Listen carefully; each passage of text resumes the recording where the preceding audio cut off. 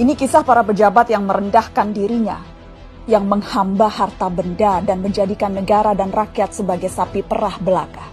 Saat kita semua menahan diri untuk melakukan ini dan itu, yalah beberapa politikus dan pejabat kita malah tetap bernafsu untuk nodong sana-sini, ngutil sana-sini.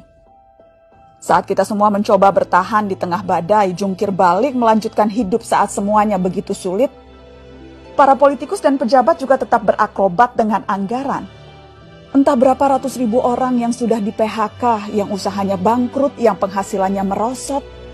Tapi itu tak mengurangi nafsu para pejabat rakus yang tidak punya harga diri. Menteri Kelautan dan Perikanan bersama beberapa staf khusus dan pejabat kementerian meminta cashback dari setiap benih lobster yang diekspor.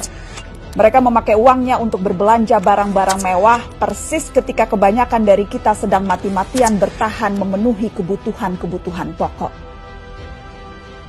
Saat banyak orang kelimpungan mencari ruangan perawatan karena kamar-kamar rumah sakit sudah sesak dengan pasien COVID, Wali Kota Cimahi malah memperjualbelikan izin pembangunan rumah sakit.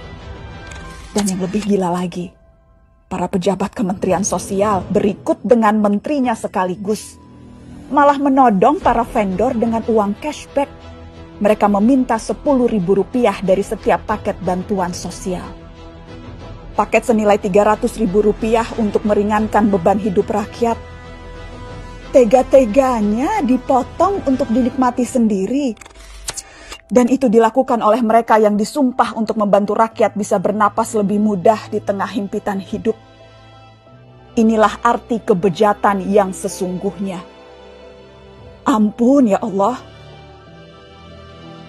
Sejak awal, dana triliunan rupiah yang digelontorkan dalam bentuk bantuan sosial memang rentan diselewengkan. Sudah banyak yang memprediksi potensi ini. Mungkin memang kita tidak kaget, tapi bukan berarti kita harus maklum, bukan berarti kita tidak boleh marah. Kasus-kasus korupsi di tengah pandemi membuktikan kompas moral para politikus dan pejabat kita memang sedang berada di titik terendah. Bahkan pandemi yang membunuh banyak orang, menyengsarakan banyak orang, tak membuat para pelaku menahan diri dari hasrat memperkaya diri sendiri. Pandemi justru menjadi peluang untuk menggarong lebih banyak. Kegentingan dan kedaruratan justru jadi ruang baru untuk bertindak lebih brutal, lebih banal, lebih ugal-ugalan, dan lebih tidak tahu malu. Publik, kita semua justru dibebani pekerjaan tambahan. Selain harus bertahan hidup, kita justru harus lebih teliti mengawasi kebijakan dan penggunaan anggaran. Tambah capek, tambah pegel, tambah frustasi. Tapi pilihannya tidak banyak.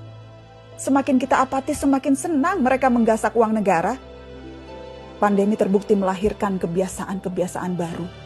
Kecuali perilaku para politikus dan pejabat kita. Inilah kenyataannya. Sudah sebegitu bangkrutnya moral mereka. Memang kita tidak kaget. Tapi sangat wajar dan sangat pantas untuk kita marah.